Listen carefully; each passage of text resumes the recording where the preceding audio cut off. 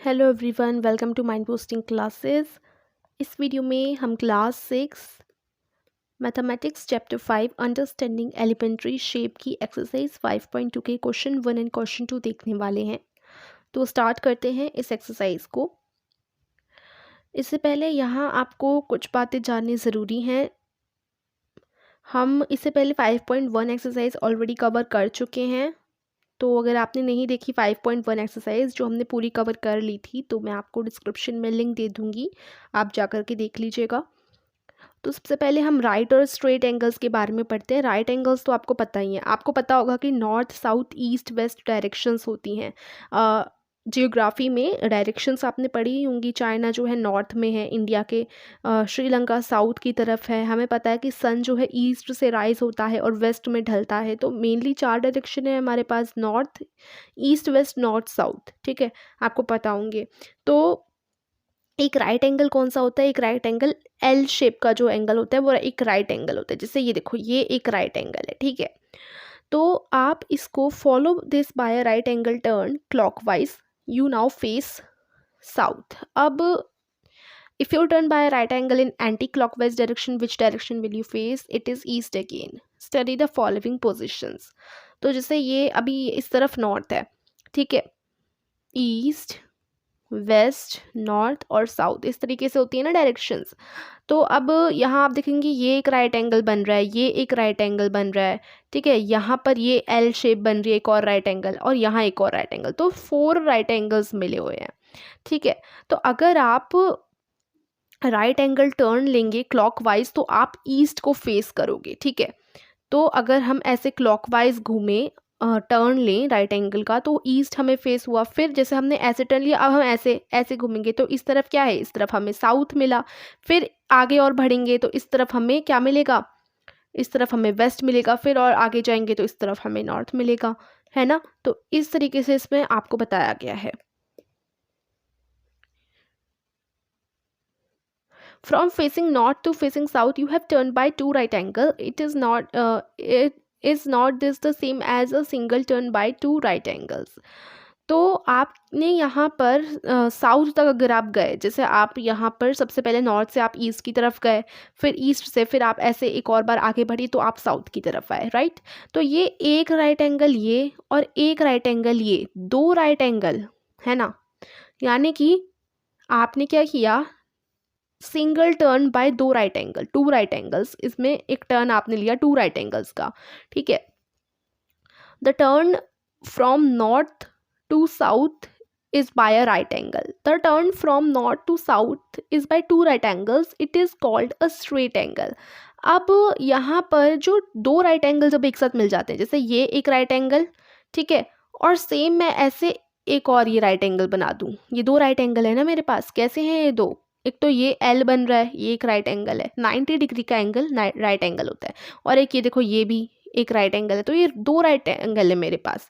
इसी तरीके से अगर आप इधर देखो तो जब हमने नॉर्थ, ये एक राइट एंगल था, उसके बाद हमने और आगे बढ़े तो ये 2 राइट एंगल का यूज़ करके 2 राइट एंगल का टर्न लेके हम साउथ पर आए। एक तो ये राइट एंगल था और एक ये राइट एंगल था, ठीक है। तो अब दोनों राइट एंगल को मिला के ये जो हमें स्ट्रेट लाइन मिली, ये जो हमें मिला ये है स्ट्रेट एंगल, इसको हम स्ट्रेट एंगल बोलते हैं, ठीक है। एंड उसके बाद क्या है? Stand facing south, turn by a straight angle. Which direction do you face? Now you face south. अब अगर आप साउथ में आपने फेस कर रखा है, अभी आप साउथ पे हो, ठीक है। उसके बाद आप पूरा एक टर्न लो एक स्ट्रेट एंगल से। तो स्ट्रेट एंगल का टर्न तो पूरा हो जाएगा, क्योंकि देखो 2 राइट एंगल मिलके स्ट्रेट एंगल बनाते हैं। तो आप स्ट्रेट एंगल का टर्न लोगे तो इस तरीके से आप टर्न लोगे तो आपके पास नॉर्थ आ गया, ठीक है। तो आप नॉर्थ की तरफ फेस करोगे।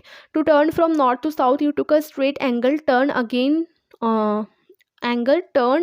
to turn from south to north you took another straight angle turn in the same direction. Thus turning by 2 right angles you reach your original positions. तो जैसे नॉर्थ से आप जो हैं आपने शुरू किया नॉर्थ से, ठीक है। तो अगर आप नॉर्थ यहाँ पर है, उसके बाद आप पूरा स्ट्रेट एंगल का टर्न लोगे तो आप साउथ पे आ जाओगे। फिर आप एक और स्ट्रेट एंगल का टर्न लोगे तो आप फिर से नॉर्थ पे आ जाओगे। तो 2 स्ट्रेट एंगल का यूज़ करके आप नॉर्थ से आपने शुरू किया और आप वापस से नॉर्थ पे आ गए, ठीक है। अब कंप्लीट एंगल, अब टर्निंग बाय 2 स्ट्रेट एंगल्स और 4 right angles in the same direction makes a full turn, this complete turn is called 1 revolution, the angle for 1 revolution is a complete angle. तो ये बड़ा ही, अब देखो अब मैं आपको बताती हूँ, जैसे हमने अगर आपने नॉर्थ से शुरू किया और आपको ऐसे टर्न ले लेकर वापस से नॉर्थ की तरफ आना है और ये आपको राइट एंगल से करना है, तो एक राइट एंगल तो ये है फर्स्ट, मैंने आपको बताया 4 राइट एंगल हैं, फिर आप दूसरा टर्न लोगे तो ये दूसरा ट्राइंगल राइट एंगल का हो जाएगा, तीसरा टर्न आपने लिया, पहला टर्न, दूसरा टर्न और ये तीसरा टर्न, तीसरा राइट एंगल का, और चौथा टर्न आप लोगे तब वापस से आप नॉर्थ पे आ जाओगे। तो इस तरीके से आपको 4 राइट एंगल का टर्न लेना पड़ेगा वापस से नॉर्थ पे आने के लिए, ठीक है। तो राइट एंगल की बात करें तो उसके लिए हमें 4 टर्न्स लेने पड़े। अगर हम स्ट्रेट एंगल की बात करें तो स्ट्रेट एंगल हमने नॉर्थ से शुरू किया तो ये पूरा एक स्ट्रेट एंगल है, तो एक टर्न इसका हो गया, फिर ये वाला एक पूरा स्ट्रेट एंगल है, एक टर्न दोबारा लिया, तो हमें 2 टर्न लेने पड़े वापस से नॉर्थ पे आने के लिए। तो स्ट्रेट एंगल के लिए हमें 2 टर्न लेने पड़े, ठीक है। तो हम पूरा एक चक्कर लगा रहे हैं, हमने नॉर्थ से शुरू किया एंड हमने पूरा रिवॉल्व करके वापस से हम नॉर्थ पे आए। वो हमने राइट एंगल से किया तो 4 बार हमें टर्न करना पड़ा, और हमने स्ट्रेट एंगल से किया तो हमें 2 बार टर्न करना पड़ा, है ना। तो ये चीज़ आपने नोटिस करी है। तो अब ये पूरा आपने क्या किया, पूरा एक कंप्लीट टर्न लिया, नॉर्थ से शुरू करके आप गोल घूम के वापस नॉर्थ पे आए, ठीक है। अब चाहे वो आप राइट एंगल से आओ या स्ट्रेट एंगल से, लेकिन ये आपने पूरा एक कंप्लीट टर्न लिया है और इसको हम एक रिवॉल्यूशन बोलते हैं, 1 रिवॉल्यूशन, ठीक है। और ये जो 1 रिवॉल्यूशन का एंगल होता है वो होता है कंप्लीट एंगल, यानी एक जगह से शुरू करके वापस से गोल घूम के उसी जगह आना, उसको हम कंप्लीट एंगल बोलते हैं। अब अगर आप क्लॉक पे ध्यान दें तो क्लॉक में भी हम एक कंप्लीट एंगल लेते हैं। सपोज करो हमने 12 बजे आज टाइम देखा, उसके बाद दोबारा से घड़ी जो सुई होती है एक क्लॉक की जो हैंड होता है वो दोबारा से 12 पर आता है, 12 o'clock पे आता है। Suppose the hand of a clock, अगर एक हैंड है क्लॉक का वो 12 o'clock पे था, उसके बाद वो राउंड राउंड राउंड राउंड चलता गया एंड अगेन वो 12 o'clock पे आया, तो उसने पूरा 1 रिवॉल्यूशन कंप्लीट किया। तो आप क्लॉक में भी ये देखते हैं। तो अब यहाँ पर आप इन एग्जांपल्स को देखिए, ये जो मैं आपको समझा रही हूँ ये समझना इसलिए इम्पॉर्टेंट है क्योंकि अभी जो आप एक्सरसाइज देखेंगे 5.2 जो अभी मैं इस वीडियो में बताऊँगी, क्वेश्चन नंबर 1 और 2, वो इन्हीं एक्सरसाइजेस पे इन्हीं सारी चीज़ों पे ही हैं। तो अगर आप ये नहीं समझेंगे तो आप एक्सरसाइज अच्छे से नहीं कर पाएंगे। तो अब यहाँ से देखो, आपने 12 पे शुरू किया, फ्रॉम 12 to 6 आपने 12 बजे पर आपका हैंड है, मतलब हमारा हैंड नहीं एक्चुअली क्लॉक का हैंड है, ठीक है।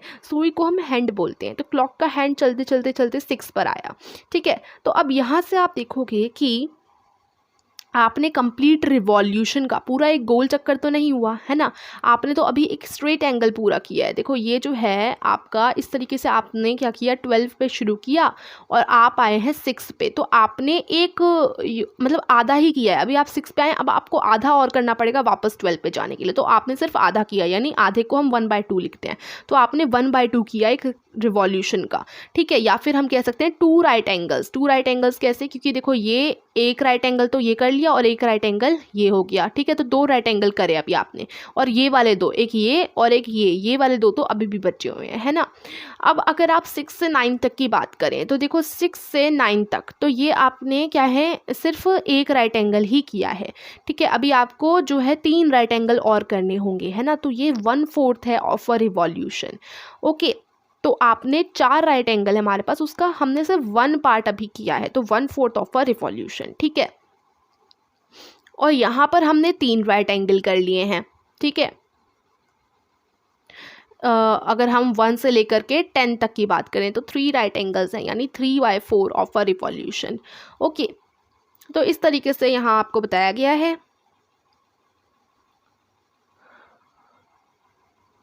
उसके बाद आपकी एक्सरसाइज आ जाती है। Note that there is no special name for 3/4 of a revolution. जो 3/4 होता है ना एक रिवॉल्यूशन का, उसका कोई स्पेशल नेम नहीं दिया गया है, ठीक है। तो अब हम आ जाते हैं अपनी एक्सरसाइज पे। यही चीज़ें थी जो हमें समझनी थी। क्वेश्चन नंबर 1 देख लेते हैं। What fraction of a clockwise revolution does the hour hand of a clock turn through when it goes from. अब एक क्लॉकवाइज रिवॉल्यूशन का अभी हमने देखा कि 1/2 फ्रैक्शन कवर किया, अभी हमने पिछले एग्जाम्पल्स में ये देखा 3/4 कवर किया है ना। इस तरीके से अभी हमने देखा। तो अभी आपको बताना है कि एक क्लॉकवाइज रिवॉल्यूशन का कितना फ्रैक्शन आवर हैंड ने, क्लॉक की आवर हैंड ने कवर किया है जब वो 3 से 9 o'clock तक जाती है। जैसे देखो आप बना सकते हैं 12 फिर 1 2 3 ऐसे आप बना सकते हैं अपना, ठीक है। क्लॉक बनाइए, उसके बाद उसमें देखिए 3 से लेकर 9 तक वो जो है गई है आवर हैंड एक क्लॉक की, तो कितना फ्रैक्शन उसने पूरे क्लॉकवाइज रिवॉल्यूशन का जो है टर्न किया है। तो जैसे हमारा क्वेश्चन है 3 से लेकर 9 तक, है ना, हमने एक क्लॉक बनाई। Okay, so this is our clock. अब इसमें क्या है,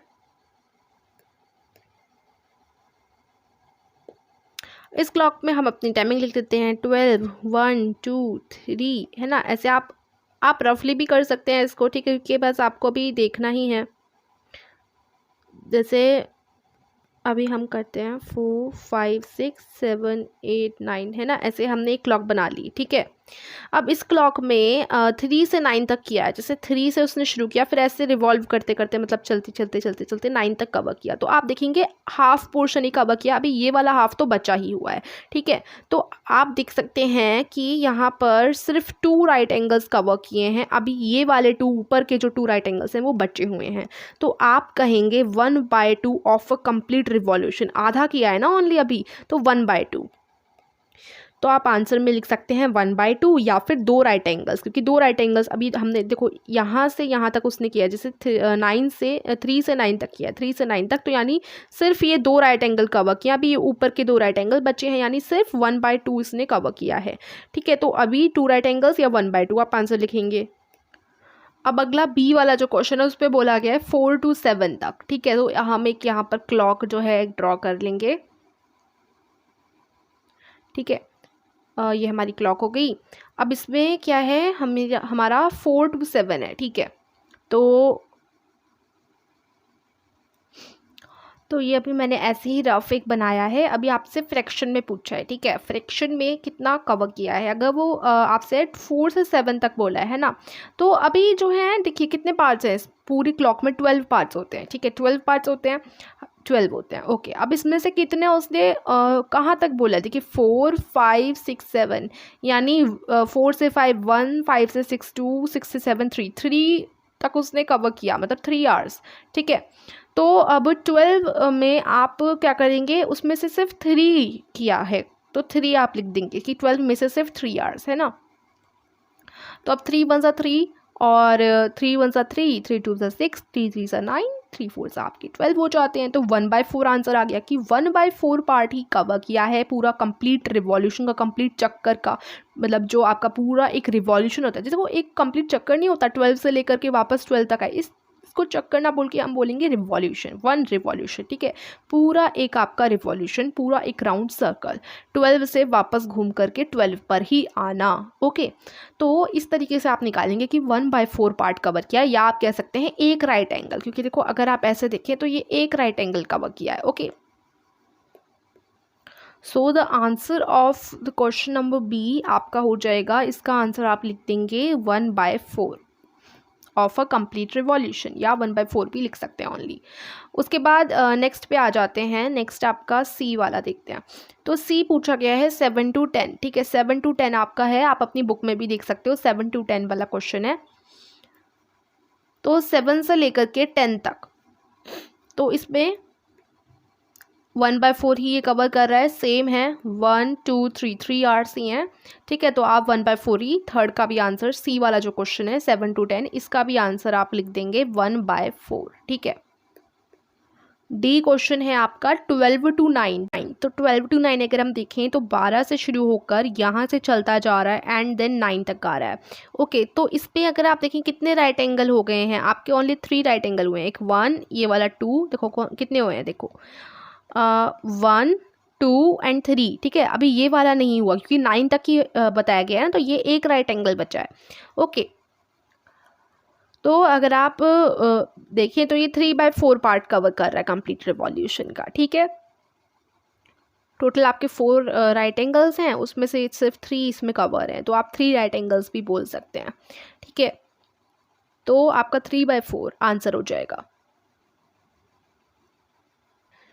ई क्वेश्चन में आपका 1 to 10 है, ठीक है। तो 1 o'clock से शुरू करके आपका 10 o'clock तक, ठीक है, यानी आप ऐसे चलेंगे और आप 10 o'clock तक आएंगे। ओके, तो इसमें भी अगर आप देखें तो 3 राइट एंगल्स कवर हो रहे हैं। देखो अगर 1 to 10 है ना, तो ऐसे कवर करके आप 10 तक आ रहे हैं, इतना है, ठीक है। तो आप इसमें अगर आपको थोड़ी भी कन्फ्यूज़न होता है ना, तो आप क्या कर सकते हैं कि इसमें हमें ऐसे पता चल रहा है कि देखो ये 3 राइट एंगल कंप्लीट हो रहे हैं और ये एक बच रहा है। वैसे आप क्या कर सकते हैं, देखो इसे निकालने का सबसे ईजी तरीका कि मैंने बताया पूरे 12 पार्ट्स हैं इसमें, तो हम 12 लिख देंगे। 12 आवर्स हैं, उसमें से कितने आवर कवर किए हैं, 1 2, देखो 1 से लेकर 2 तक 1 आवर, 2 से लेकर 3 तक 2 आवर, 3 से लेकर 4 तक 3 आवर हो गए कवर, 4 से 5 तक 4, फिर ये 5 6 7 8 9, टोटल 9 आवर्स कवर करें हैं, ठीक है।